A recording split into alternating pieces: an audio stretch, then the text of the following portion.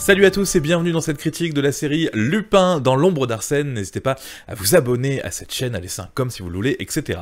Lupin dans l'ombre d'Arsène, série Netflix sortie début 2021 avec Omar Sy dans le rôle principal, dans le rôle d'Hassane Diop, un fan d'Arsène Lupin, vous verrez pourquoi en regardant la série, qui reproduit un petit peu les vols du gentleman cambrioleur à sa manière et dans notre époque.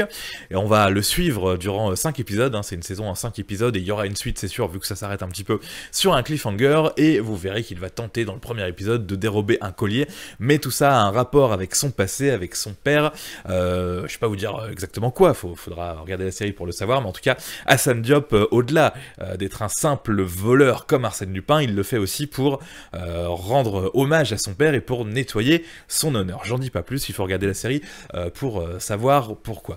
J'ai trouvé ça vraiment très sympa pour une série française, je vois beaucoup de Omar Sy bashing, de séries françaises bashing et de Lupin bashing partout.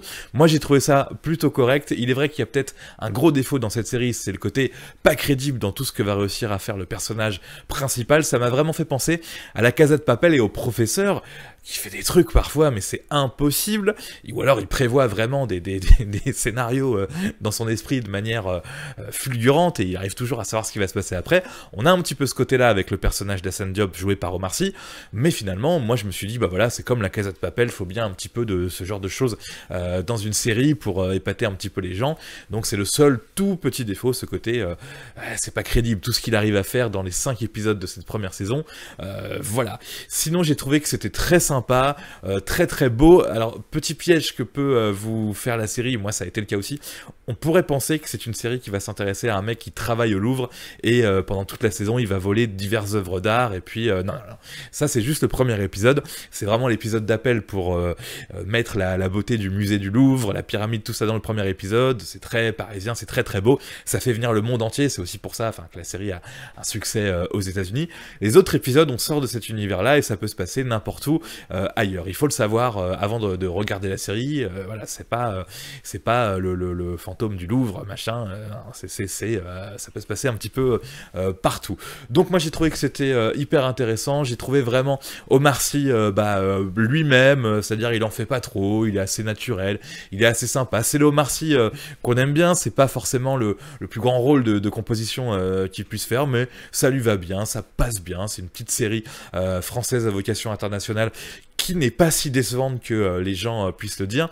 Il y a une partie flashback, hein, vous le verrez en regardant la série, avec Omar Sy très très jeune à l'adolescence, qui est joué donc par un autre acteur qui est un petit jeune très sympa, pas forcément encore très connu, mais tout cela est très bien ficelé aussi. D'autres flashbacks avec Omar Sy qui est plus jeune d'une dizaine d'années, ce qui permet à la série de tenir en faisant des flashbacks, en expliquant pourquoi il en est arrivé là, comment, est-ce que son côté voleur c'est moral ou pas moral.